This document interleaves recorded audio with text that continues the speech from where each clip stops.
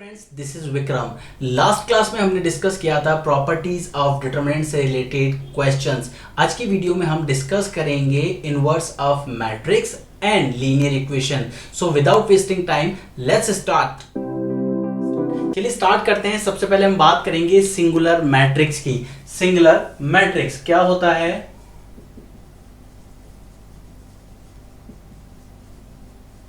Singular matrix. If the value of determinant of A is equal to 0, then this matrix is known as singular matrix. अगर determinant of A की value अगर 0 हो तो उसे हम बोलते हैं वो एक सिंगुलर मैट्रिक्स है। कैसे? एग्जाम्पल के लिए लेते हैं, मान लीजिए A आपके पास एक मैट्रिक्स है 2 5 एंड इसे 6 कर लेते हैं 2 6 4 एंड 3। ओके, हमने इसका डिटरमिनेंट फाइंड किया। इसका डिटरमिनेंट आया कितना, मल्टीप्लाई किया।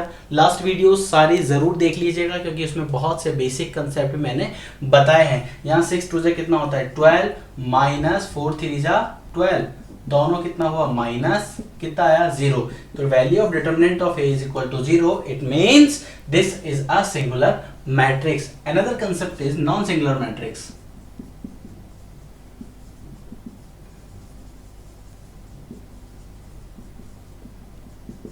If value of determinant of A is not equal to 0, then this is a non-singular matrix. Example के लिए हम ले सकते हैं A is equal to एक मैट्रिक्स ले लेते हैं 2 5 4 3। सॉल्व किया, डिटरमिनेंट ऑफ A कितना आया 5 2 z 10 माइनस 12 कितना आया -2। ये बात ध्यान रखना, अगर आप इसका डिटरमिनेंट निकाल रहे हो तो इसमें अगर नेगेटिव आंसर आ रहा है तो नेगेटिव ही रहेगा। तो यहाँ पर डिटरमिनेंट ऑफ A की वैल्यू कितनी आई -2, which is not equal to 0. It means this is a non-singular matrix. Then हमारा नेक्स्ट टॉपिक है एडजॉइंट ऑफ मैट्रिक्स। देखिए friends, adjoint of square matrix find करने के लिए आपको कुछ स्टेप्स फॉलो करने हैं और आप उसे फाइंड आउट कर सकते हो इजीली। देखिए steps to find adjoint. First step क्या है? फर्स्ट स्टेप है माइनर फाइंड आउट करना है। सेकंड स्टेप है कोफैक्टर निकालना है और थर्ड स्टेप है उसका matrix form. And then last step है आपका उसका ट्रांसपोज ऑफ मैट्रिक्स।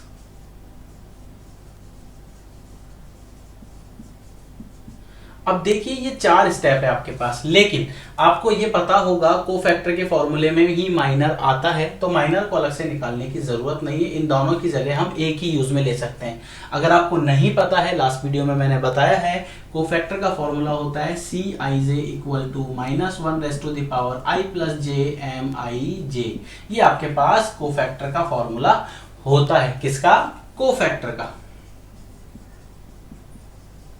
ये क्लियर हुआ। अब इसके बाद आपको क्या करना है? इसके बाद आपको मैट्रिक्स फॉर्म बनानी है, ट्रांसपोज ऑफ मैट्रिक्स करना है। चलिए एक एग्जांपल से इसे समझते हैं। मान लीजिए 2/2 की एक आपके पास मैट्रिक्स है। A इज इक्वल टू हम मान लेते हैं 1 2 3 एंड 4। अब आपको इसका एडजॉइंट फाइंड आउट करना है, adjoint of A find out करना है। तो बड़ा ही इजी है, बड़ा ही सिंपल है। बहुत आपको अच्छे से क्या करना है, देखिए कोफैक्टर की बात करें तो C11 निकाल लेते हैं, तो -1 raise to the power 1 + 1 which is 2 और M11। अब 1 के लिए माइनर क्या होगा 4, जो मैं आपको पहले बता चुका हूं माइनर और कोफैक्टर किस तरह से फाइंड आउट किया जाता है। तो आप उस वीडियो को जरूर अच्छे से देख लीजिएगा। अब इसको आप सॉल्व करोगे तो कितना आएगा 4। इसी तरह C12 फाइंड आउट करते हैं तो -1 रेज़ टू द पावर कितना हुआ 1 2 3 हुआ, 1 + 2 3 हो गया, तो -1 की पावर 3 हुआ। अब 1 2 यानी एलिमेंट ये है और इसके लिए माइनर क्या है ये 3, तो यहां लिख दीजिए 3। कितना आया -3। इसी तरह C21 कितना -1 रेज़ टू द पावर 3, 2 1 ये रहा और इसका अपोजिट क्या है 2, ये लिख दीजिए, तो ये कितना आया -2। और इसी तरह C22 आपके पास कितना हुआ -1 रेज़ टू द पावर 4 और यहां पर कितना आ जाएगा, इसका अपोजिट कितना है 1, तो ये आ गया 1। आपके पास कितना आया 1। अब इसे आपको एक मैट्रिक्स की फॉर्म में रखना है। मान लीजिए मैंने इसको C से डिनोट कर दिया कोफैक्टर, तो आप देख सकते हो ये आया 4 -3 -2 और 1। अब नेक्स्ट स्टेप क्या था, ये स्टेप हो गया, ये हो गया, ये हो गया, लास्ट क्या है, इसका ट्रांसपोज कर दीजिए। तो कोफैक्टर का ट्रांसपोज अगर आप करोगे तो 4 और 3 रो में है, मैं इसे कॉलम में बना दूंगा। ट्रांसपोज का मतलब यही होता है। तो 4 और -3 है, तो 4 -3 को 4 -3 इस तरह से डिनोट कर दिया। -2 और 1 को -2 और 1 इस तरह से डिनोट कर दिया। ये आपके पास क्या आ गया, इसका ट्रांसपोज। और इसी को हम बोलते हैं एडजॉइंट ऑफ ए। अब अगर आप चाहो तो मैं आपको एक प्रो टिप दे सकता हूं, सबसे इजी, आप 3 से 4 सेकंड में एडजॉइंट फाइंड कर लोगे 2x2 की मैट्रिक्स का। 3 से 4 सेकंड मेरा प्रॉमिस है। करना क्या है, आपको जो भी नंबर दिया हो ना, जो भी नंबर दिया हो, मैं इसे रफ कर देता हूं।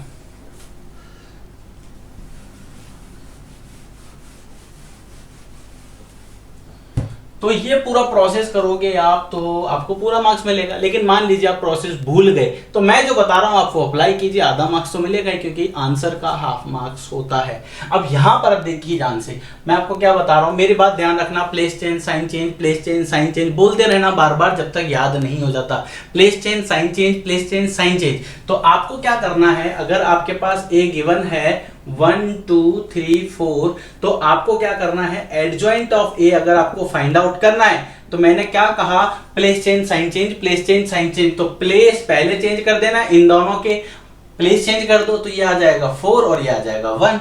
समझ में आया। और क्या करना है, इन दोनों के साइन चेंज कर दो। साइन ये दोनों प्लस के हैं, तो इन दोनों को माइनस का कर दो। तो मेरे प्यारे दोस्तों, ये देखिए आप दोनों का आंसर सेम आया है ना। प्रो टिप, आपको क्या 2 से 3 सेकंड मतलब देखते ही आंसर आ जाएगा। अगर ऑब्जेक्टिव में आ गया तो बाकी स्टूडेंट तो पूरा करेंगे और आप फटाक से इसे जल्दी से सॉल्व कर दोगे। लेकिन इसका एक बात ध्यान रखना, अगर ये 1 नंबर 2 नंबर में आता है, ऑब्जेक्टिव के अलावा कहीं भी आता है, तो कोशिश करना पूरा प्रोसेस फॉलो करने की, वरना प्रॉब्लम हो सकती है। आप बोलोगे मैंने करके तो पूरा है लेकिन मार्क्स नहीं मिला। भाई आंसर का मार्क्स आधा ही होता है, बाकी प्रोसेस का मार्क्स होता है। ठीक है, तो ये आपके पास हुआ एडजॉइंट ऑफ ए। ये किसका निकाला हमने, 2x2 की मैट्रिक्स का। अब किसका निकालेंगे, 3x3 की मैट्रिक्स का। चलिए नेक्स्ट हमारे पास एक क्वेश्चन है। मैंने 3x3 का एक क्वेश्चन लिया है ताकि आपका कंसेप्ट में आपको कोई प्रॉब्लम ना हो। तो हम क्या करेंगे, हम इसका एडजॉइंट फाइंड आउट करेंगे। क्या फाइंड आउट करेंगे, एडजॉइंट ऑफ ए आपको फाइंड आउट करना है। बड़ा सिंपल टेक्निक है। अब देखिए हर एक एलिमेंट का आपको क्या निकालना पड़ेगा, माइनर। तो कोफैक्टर के थ्रू ही निकाल लेते हैं डायरेक्ट, तो प्रॉब्लम ही नहीं होगी। तो ये देखिए C11 हमने निकाला, C11 कितना आया। अब देखिए अगर आप चाहो तो आप ऐसे ही बोल सकते हो, 1 और 1 कितना होता है 2, तो डायरेक्ट आप निकाल के प्लस और माइनस निकाल सकते हो, यानी कि माइनर निकाल के डायरेक्ट प्लस माइनस उसके आगे लगा सकते हो। तो -1 की पावर 2, क्लियर हुआ, 1 + 1। इसके लिए अगर इस वाले के लिए ध्यान रखना, मैं इसकी बात कर रहा हूं, इस 1 के लिए माइनर की बात करेंगे तो क्या होगा, ये पूरा रो डिलीट, ये पूरा कॉलम डिलीट, और बाकी के जो रिमेनिंग एलिमेंट है वो इसका आंसर हो जाएगा, यानी -1 6 1 और 4। और इसे सॉल्व करने पर आपके पास देखिए -1 का स्क्वायर प्लस ही होगा। यहां देखिए -4 -6 विच इज -10। ये क्लियर हुआ। इस तरह आपको फाइंड आउट करना है। अब ऐसे C12 निकालते हैं, तो C12 आपके पास होगा -1⁻³ और C12 की बात करें तो सेकंड वाला कौन सा है 2, ये पूरा कॉलम डिलीट, ये पूरा रो डिलीट, 3 1 4 4, तो 4 3 = 12 -4 1 = 4, तो ये कितना आ जाएगा 12 - 4 8, और ये आ जाएगा -8। और इसी तरह C13 निकालेंगे। C13 कितना होता है -1⁴, C13 है आपके पास ये, तो ये पूरा रो डिलीट, ये पूरा कॉलम डिलीट, तो 6 3 = 18 -4 18 और 4 होते हैं बहुत सारे, कितने 22। अब इसी तरह से निकालना है C21 की बात करें तो -1⁵ और C21 आपके पास क्या है, यहाँ पर 3 है, ये पूरा रो कैन डिलीट, ये पूरा कॉलम डिलीट, तो 2064। तो यहाँ आप देखो 4 को 2 से करो 8 और 6 को 0 से किया तो 0, -1⁵ है तो नेगेटिव आंसर होगा, तो -8। और यहाँ आप देख सकते हो C22 कितना हो गया -1⁴, C22 कितना है -1, ये पूरा रो डिलीट कॉलम डिलीट, ये पूरा कॉलम डिलीट, ये पूरी रो डिलीट, तो 4 1 = 4 माइनस 0 कितना आएगा 4। और इसी तरह C23 निकाल लेते हैं। C23 कितना है -1 की पावर 5 -1 की पावर कितना है 5, 2 + 3 5 हो गया। अब 2 3 है तो ये वाला एलिमेंट है तो ये पूरा रो डिलीट, ये पूरा कॉलम डिलीट। 1 2 4 6 तो 6 1 जा 6 -4 2 जा 8 कितना आया। अब देखो इसको सॉल्व करोगे तो नेगेटिव और 6 - 8 कितना आएगा -2, तो ये कितना हो जाएगा +2। ये क्लियर हुआ। अब हम निकालेंगे C31 की हम बात करें तो -1 की पावर कितना हो गया 4 और 31 आपके पास 4 है यहाँ पर, ये गया तो 2 1 जा 2 -0 कितना आया 2। इसी तरह C32 निकालते हैं तो -1 की पावर 5, C32 है आपके पास ये तो 1 और -31 -0 तो ये कितना आएगा -1। और C33 आपके पास -1⁻6 तो ये पूरा रो डिलीट कॉलम डिलीट। तो -1 × +1 -1 और 3 2 जा कितना हुआ 6, तो ये कितना हो जाएगा ये पूरा तो आपके पास +1 हो गया। -6 और -1 देखिए ये इसको इधर मल्टीप्लाई किया और इसको इधर मल्टीप्लाई किया तो -6 और -1 -7 हो गया, तो ये इसका -7 आ गया। अब हमें क्या करना है, इसको मैट्रिक्स फॉर्म में लिखना है। मैट्रिक्स फॉर्म में देखिए C11 की वैल्यू कितनी है -10, C12 की वैल्यू कितनी है -8 और C13 की वैल्यू कितनी है 22। अब इसी तरह C21 कितना है -8 फिर +4 और देन +2 और थर्ड क्या है आपके पास 2 -1 और -7। ये क्या निकाला आपने, ये अभी तक पूरा एडजॉइंट नहीं फाइंड आउट हुआ है, एडजॉइंट अभी तक नहीं निकला है। अब क्या करना है इसका ट्रांसपोज, तो मैं यहाँ कर देता हूँ C का ट्रांसपोज किया। ट्रांसपोज मैं आपको बता चुका हूँ रो को कॉलम में चेंज करना, तो ये आपके पास रो है R1, इसे मैं बना देता हूँ C1 तो -10 -8 22, ये R2 है इसे बना देता हूँ C2 -8 4 और 2 तो -8 4 और 2 और ये आपके पास है R3 2 -1 -7 तो 2 -1 -7। अब ये जो C का ट्रांसपोज निकला है ना, ये आपके पास है एडजॉइंट ऑफ A। ये क्लियर हुआ। क्वेश्चन लंबा है, थोड़ा सा लेंदी है और एग्जाम के पॉइंट ऑफ व्यू से बहुत ज़्यादा इम्पॉर्टेंट है। 6 मार्क्स का क्वेश्चन आता है, अगर 6 मार्क्स का आता है तो 6 का आएगा और 6 या 4 में से ये क्वेश्चन बनता है। इसलिए इस क्वेश्चन को ध्यान से करना, कोशिश करना कि मिस्टेक ना हो। और मिस्टेक कब नहीं होगी, जब प्रैक्टिस मैक्सिमम होगी। Clear, start. चलिए देखिए कुछ प्रॉपर्टी है हमारे पास एडजेंट ऑफ मैट्रिक्स की, इस पे न्यूमेरिकल बन जाता है, इस पे ऑब्जेक्टिव बन जाता है, इसलिए इन प्रॉपर्टीज को एक बार जरूर देख लीजिएगा क्या क्या है। अगर A एक मैट्रिक्स है for any square matrix A of order n we have, अगर A आपके पास स्क्वायर मैट्रिक्स है और उसको मल्टीप्लाई करना है एडजेंट ऑफ A से, तो ये काफी कॉम्प्लिकेटेड हो जाएगा और काफी लंबा भी लेंदी भी हो जाएगा। तो हम क्या करेंगे, या इस तरह से लिखा हो या इस तरह से लिखा हो, दोनों ही केस में हम क्या करेंगे, डिटरमिनेंट ऑफ A निकालेंगे और उसे मल्टीप्लाई कर देंगे I से। यहाँ पर I क्या है, I is the identity matrix of order, जो भी ऑर्डर इसका होगा वो ऑर्डर आ जाएगा इसका। जैसे मान लीजिए 3 ऑर्डर की तो ये भी 3 ऑर्डर की हो जाएगी, क्योंकि I क्या है, आइडेंटिटी मैट्रिक्स। और आइडेंटिटी मैट्रिक्स क्या होती है, जिसका लीडिंग डायगोनल कितना होता है 1 और बाकी एलिमेंट 0। इसके बाद अगर हम बात करें, ये फर्स्ट वाला हो गया। सेकंड वाला, अगर एडजॉइंट ऑफ ए आपको निकालना है और उसका भी डिटरमिनेंट निकालना है, तो आप क्या करोगे, डिटरमिनेंट ऑफ ए निकालोगे और यहाँ पर आपके पास क्या है n, जिस भी ऑर्डर का वो होगा n-1 कर दोगे। जैसे मान लीजिए उसका ऑर्डर अगर 2 हुआ तो 2-1 कर देंगे, तो डिटरमिनेंट ऑफ ए जो होगा वही उसका आंसर होगा। यहाँ पर आप देख सकते हो थर्ड वाले पार्ट में, अगर a को एडजॉइंट ऑफ ए से मल्टीप्लाई करना है देन उसका डिटरमिनेंट निकालना है, तो हम क्या करेंगे, डिटरमिनेंट ऑफ ए निकालेंगे और उसकी पावर जो है, ये आपके पास जो n है उसका जो ऑर्डर है वो क्या हो जाएगा n। जैसे मान लीजिए अगर 2 है उसका ऑर्डर, तो यहाँ पर कितना आ जाएगा 2। अगर एडजॉइंट ऑफ ए और उसका डिटरमिनेंट निकालना है, तो हम क्या करेंगे, डिटरमिनेंट ऑफ ए निकालेंगे और उसकी पावर कितनी है n-1 का whole square. And then next is, अगर एडजॉइंट ऑफ ए को मल्टीप्लाई करना है के ए से, एडजॉइंट ऑफ, अब इस यहाँ पर इसको समझिए, यहाँ क्या है, ए आपके पास एक मैट्रिक्स है, उसको पहले एक कांस्टेंट के से मल्टीप्लाई किया गया और फिर उसके बाद जो आया उससे उसका हमें एडजॉइंट निकालना है, समझ ली। अब इसको आप मान लेते हैं सी, तो आप क्या बोल सकते हो कि एडजॉइंट ऑफ सी निकालना है, तो उसके लिए हम क्या करेंगे, कांस्टेंट की पावर n-1 और एडजॉइंट ऑफ ए निकाल लेंगे। देन नेक्स्ट हमारे पास है एडजॉइंट ऑफ ए है, तो हम क्या करेंगे, डिटर्मिनेंट ऑफ ए की पावर n-2 और उसे किससे मल्टीप्लाई करेंगे, ए से मल्टीप्लाई करेंगे। देखिए इन दोनों को जोड़ मत देना, क्योंकि यहाँ पर आप देख सकते हो इसकी पावर जो है वो कितनी है, n-2, और ये जो है यहाँ पर ये डिटर्मिनेंट है यहाँ, जबकि यहाँ पर ये एक मैट्रिक्स की फॉर्म में।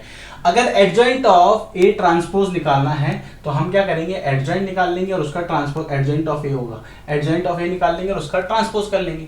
नेक्स्ट हमारे पास क्या है, for any two square matrices A and B for which A B is defined we have adjoint of A B. अगर आपको निकालना है तो हम क्या करेंगे, एडजॉइंट ऑफ ए निकालेंगे, एडजॉइंट ऑफ बी निकालेंगे, दोनों को मल्टीप्लाई कर देंगे, जो किसके इक्वल आएगा, एडजॉइंट ऑफ ए बी के इक्वल आएगा। देन अब बात करते हैं इनवर्स ऑफ मैट्रिक्स की। चलिए नेक्स्ट हम बात करेंगे इनवर्स ऑफ मैट्रिक्स की। अ square matrix A is said to be invertible if there exists a matrix B such that AB is equal to BA is equal to I. The matrix B is called inverse of A. बड़ा simple concept है, ये कह रहा है अगर A, ये जो B है ना, देखिए मैं यहाँ पर ये B लिखता हूँ, और इस B को अगर मैं A इनवर्स बता दूं, B अगर A इनवर्स हो जाए, B इज इक्वल टू कितना, A इनवर्स, तो ये कितना हो जाएगा, I। बड़ा सिंपल सा है। अगर मैं यहां पर मान लीजिए ये A है और ये B है, अगर मैं A को B इनवर्स बना दूं तो ये कितना हो जाएगा, I। तो यहां पर इसने यही कहा है, a square matrix A is said to be invertible if there exists a matrix B such that AB is equal to BA। Matrix का मल्टीप्लिकेशन मैंने आपको बताया है कब होगा, जब फर्स्ट मैट्रिक्स का नंबर ऑफ कॉलम और सेकंड मैट्रिक्स का नंबर ऑफ रोज इक्वल होगा तो ही मल्टीप्लाई हो सकता है।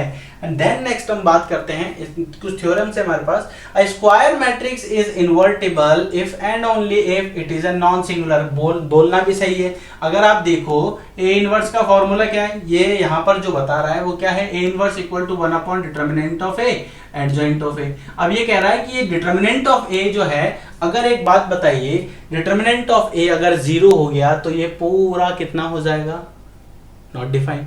जब ये नॉट डिफाइंड हो जाएगा तो आप इनवर्ट फाइंड नहीं कर सकते, इनवर्स फाइंड नहीं कर सकते। तो इसके लिए हमें क्या पता होना चाहिए कि ये जो है डिटर्मिनेंट ऑफ ए की जो वैल्यू है वो 0 के इक्वल नहीं होनी चाहिए, इट मींस वो नॉन सिंगुलर होना चाहिए। नेक्स्ट है हमारे पास the inverse of a non singular matrix is given by this. अब ये क्या है यहाँ पर, नॉन सिंगुलर। अब यहाँ पर देखिए next, for any two square matrices A and B, A B whole inverse is equal to B inverse A inverse, और ये चीज हम ट्रांसपोज में भी कर चुके हैं। देन नेक्स्ट हमारे पास आता है, for any square matrix A transpose of A. अब यहाँ पर inverse of transpose of A है, वो किसके इक्वल होगा, ट्रांसपोज ऑफ ए इनवर्स के। या ए इनवर्स है और उसका आपने वापस इनवर्स निकाला तो सेम आपके पास ए मिलेगा, जैसा ट्रांसपोज में होता है। मान लीजिए कोई नंबर है, मैंने उसे 2 से मल्टीप्लाई किया, 2 से डिवाइड किया, तो कोई फर्क नहीं पड़ेगा। आप कह सकते हो जब कोई फर्क ही नहीं पड़ेगा तो अब सिंपल सा कंसेप्ट है ना, तो यहाँ पर भी वही चीज है कि ए का इनवर्स निकाला और उसका भी इनवर्स निकाला तो ए ही मिलेगा। Then next, A inverse A equal to I या ए इनवर्स, दोनों का मतलब सेम होता है। इस वीडियो में फिलहाल इतना ही। नेक्स्ट वीडियो के अंदर अब हम करेंगे टोटल क्वेश्चंस, तो बने रहिएगा हमारे साथ। वीडियो को शेयर, सब्सक्राइब, लाइक, कमेंट करना ना भूलें।